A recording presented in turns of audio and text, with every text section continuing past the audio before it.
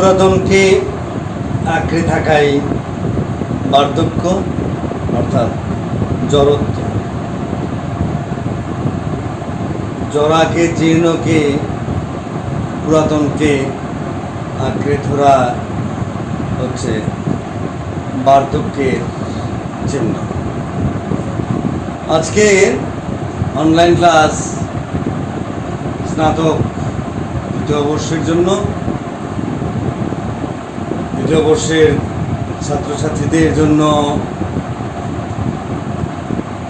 অভিনন্দন, স্বাগতম অনলাইন ক্লাসে। আমি মেহেদি হাসান, কুলিয়ারচর সরকারি কলেজ বাংলা শিক্ষক। বরাবরই তোমাদের অনলাইন ক্লাসে কখনো গদ্য কখনো পদ্য থেকে আলোচনার চেষ্টা করছি। আজকে তোমাদের জাতীয় ভাষা বাংলা থেকে প্রবন্ধ যৌবনে দাও রাজটিকা। যৌবনে দাও রাজটিকা প্রমোদ চৌধুরী প্রবন্ধ। প্রমোদ চৌধুরী সম্পর্কে তোমাদের উচ্চ মাধ্যমিক শ্রেণীতে তোমরা পড়েছ, প্রমোদ চৌধুরী সম্পর্কে জেনেছ। বিশেষ করে প্রমোদ চৌধুরী বিখ্যাত শিল্পকর্ম কালের ইতিহাসে, সাহিত্যের ইতিহাসে উজ্জ্বল হয়ে আছে সবুজ পত্র। একাদশ দ্বাদশ শ্রেণীতে যখন রবীন্দ্রনাথের গল্প পড়াই তখন আমি তোমাদেরকে সবুজ পত্রের কথা বলেছি। সবুজ পত্রের বিদগ্ধ সম্পাদক হচ্ছেন প্রমোদ চৌধুরী। প্রমোদ চৌধুরী মননশীল, বুদ্ধিবৃত্তিক মানুষ।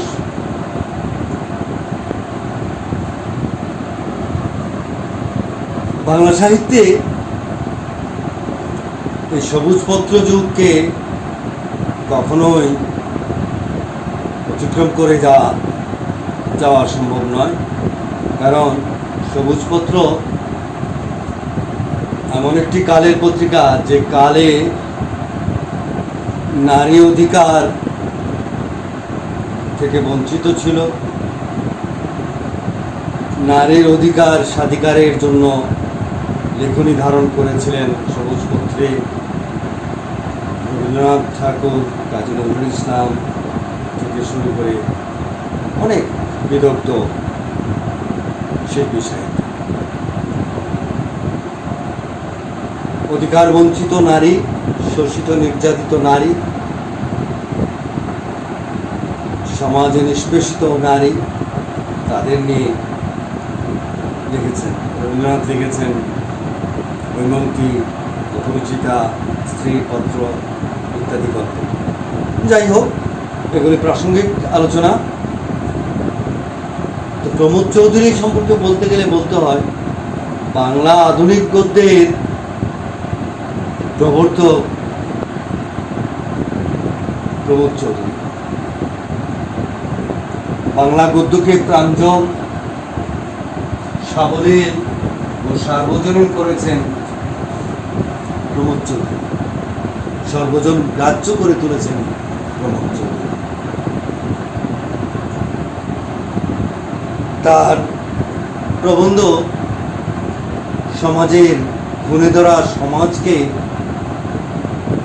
কেন্দ্র করে, সমাজের মানুষের বিশেষ বিশেষ বৈশিষ্ট্যকে উন্মোচন করা, রঙ্গ ব্যঙ্গ রসাত্মক দৃষ্টিভঙ্গিতে ব্যক্ত করাই হচ্ছে প্রমোদ চৌধুরীর কাজ।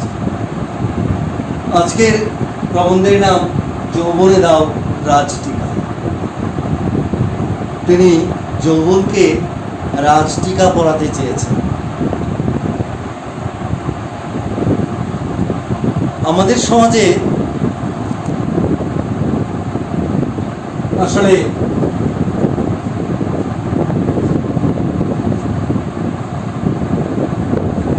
এই বিশ্বের জীবনে আদি নেই, অন্ত নেই, আছে শুধু মধ্য। কিন্তু আমাদের জীবনে, আমাদের সমাজ জীবনে আদি আছে, অন্ত আছে। অর্থাৎ মানুষের জন্ম আছে, মৃত্যু আছে, কিন্তু মাঝখানটি কি নেই? আছে। কিন্তু প্রমোদ চৌধুরী দেখিয়েছে যে যৌবন যেন একটি ফাড়া।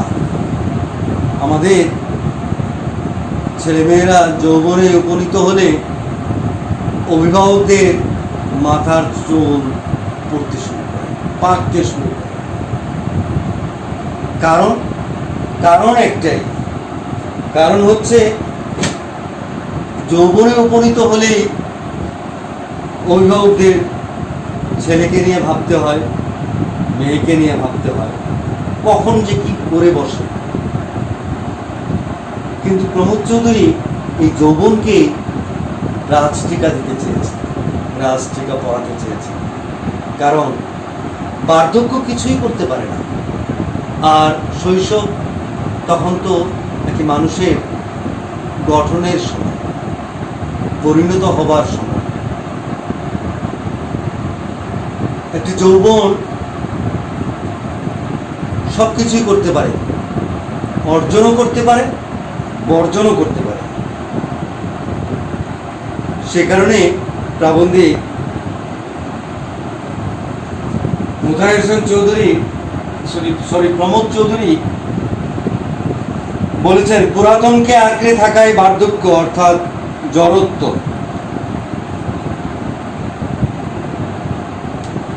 সে কারণে তিনি পুরাতনকে, জরাকে, জীর্ণকে পরিত্যাগ করতে বলেছেন। তিনি দেহ মনের যৌবনকে প্রসারিত করতে বলেছেন। যৌবন হচ্ছে প্রাণ শক্তি।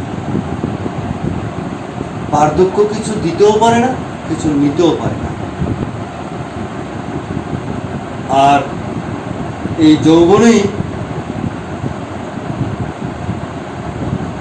এভারেস্ট জয় করতে পারে, চন্দ্র বিজয় করতে পারে। এই যৌবনই পারে হতাশা থেকে, দুর্দশা থেকে, লাঞ্ছিত বঞ্চিত সমাজ ব্যবস্থাকে বদলে দিতে পারে। পার্থক্য কিছুই পারে না। এই কারণে তিনি যৌবনকে রাজটিকা দিতে চেয়েছেন। যৌবনের পূজারী রবীন্দ্রনাথ ঠাকুর ছিলেন, কাজী নজরুল ইসলাম ছিলেন। রবীন্দ্রনাথ ঠাকুর বলেছেন, ওরে নবীন, ওরে আমার কাঁচা, আত্মরাদের ঘা মেরে তুই বাঁচা। অর্থাৎ আত্মরা যারা আছে তারা সমাজে বোঝার সময়। যে কোনো কঠিন কর্ম সম্পাদন করতে হলে শক্তি এবং সামর্থ্যের প্রয়োজন আছে। শক্তি এবং সামর্থ্য কার আছে? শক্তি এবং সামর্থ্য যদি থেকে থাকে তাহলে যৌবনের আছে। তো সেই যৌবন শুধু দৈহিক যৌবন, তিনি শুধু দৈহিক যৌবনের কথা বলেন।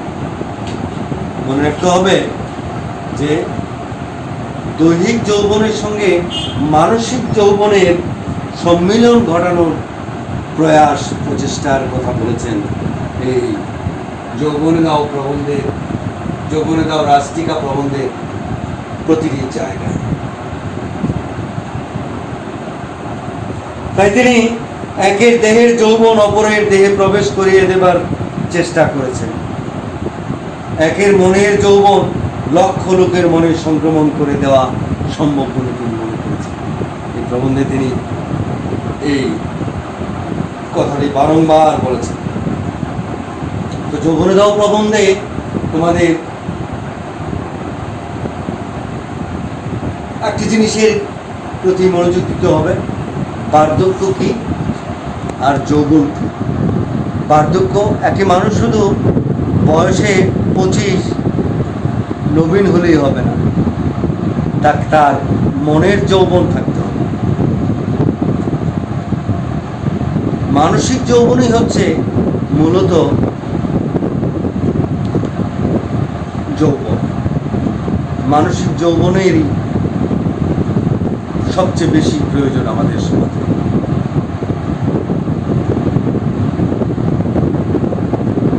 আশি বছরের বৃদ্ধটিও তার মানসিক যৌবন দিয়ে অনেক কিছুই করতে পেরেছে। তিনিও সম্মুখ সমরে ছাপিয়ে পড়তে পেরেছেন। মহান মুক্তিযুদ্ধে যুবা পুরুষ থেকে শুরু করে যাদের মনোজগৎ চঞ্চল, মনোজগৎ উজ্জ্বল, প্রাঞ্জল ছিল, আলোকযুক্ত ছিল, তারা সেই যুদ্ধে ঝাঁপিয়ে পড়েছেন। তারপর আমাদের সংগ্রাম সফল হয়েছে, আমরা হয়েছি স্বাধীন।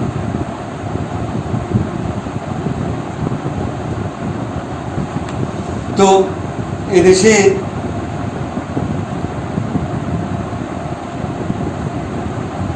অধিকাংশ অভিভাবক যৌবনকে ফাঁড়া বলে তাকে কোনো রকমে ধামাচাপার চেষ্টা করেছেন, ছেলে মেয়েকে ঘরে আবদ্ধ রাখার চেষ্টা করেছেন। এই চেষ্টা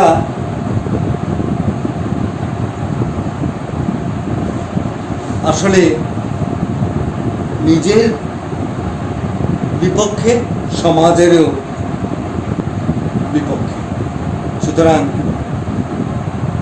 যৌবনকে এগিয়ে যেতে হবে সকল কর্মে, শিক্ষা দীক্ষায়। বয়প্রাপ্ত মানুষের পক্ষে কোনো কিছুই সম্ভব না, তখন চলে আসে জড়ত্ব, বার্ধক্য।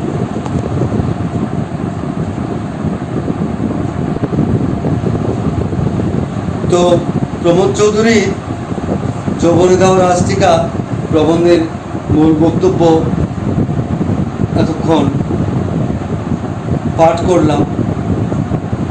তার উদ্দেশ্যের কথাটি আবারও বলি, এই মানসিক যৌবনকে সমাজে প্রতিষ্ঠা করাই হচ্ছে আমাদের উদ্দেশ্য। প্রাণাবেগ তথা মানসিক যৌবনের প্রতিষ্ঠাই প্রমোদ চৌধুরীর যৌবনে দাও প্রবন্ধের মূল কথা। এটি হচ্ছে আসলে সার কথা। তিনি এক জায়গায় বলেছেন, রুদ্ধ ও বদ্ধ করে রাখলে পদার্থ মাত্রই আলোর ও বায়ুর সম্পর্ক হারায় এবং সেই জন্য তার গায়ে কলঙ্ক ধরাও অনিবার্য। আরেকটি কথা বলেছেন, যৌবনকে গোপন করে লুকিয়ে রেখে লাভ নেই। কারণ এই প্রসঙ্গে তিনি বলেছেন, গুপ্ত জিনিসের পক্ষে দুষ্ট হওয়া স্বাভাবিক। সত্যিকার অর্থে যতই আড়াল করে রাখার চেষ্টা করা হোক না কেন, একটি মেয়ের যৌবন হোক, একটি ছেলের যৌবন হোক, তাদেরকে ঘরে আবদ্ধ করে রাখলে তার ফলাফল খুব একটি ভালো হয় না। বরং বলা যায় এক্ষেত্রে যে দুষ্ট জিনিসের পক্ষে কি, রুদ্ধ জিনিসের পক্ষে, গুপ্ত জিনিসের পক্ষে দুষ্ট হওয়া স্বাভাবিক। তো আমাদের এই প্রবন্ধের মূল প্রতিপাদ্য বিষয় হচ্ছে মানসিক যৌবনকে প্রতিষ্ঠা করা, যৌবনে দাও রাষ্ট্রিকা, যৌবনকে রাষ্ট্রিকা প্রদান করা, আর বার্ধক্যকে পরিহার করা। তো তোমরা এই প্রবন্ধ পাঠ করে মূলত বার্ধক্য ও যৌবনের যে পার্থক্য সেটি লিপিবদ্ধ করবে, আর কিছু না। আর সকল কথার মূল কথা হচ্ছে, যৌবনই হচ্ছে জীবনের প্রধান এবং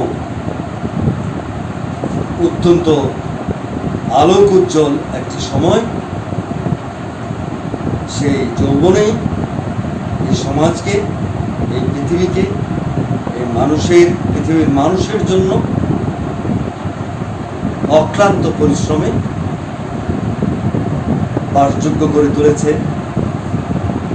আধুনিক জীবন ব্যবস্থার কর্মটিও এই যৌবনের দ্বারাই সম্ভব হয়েছে। অক্লান্ত পরিশ্রম করে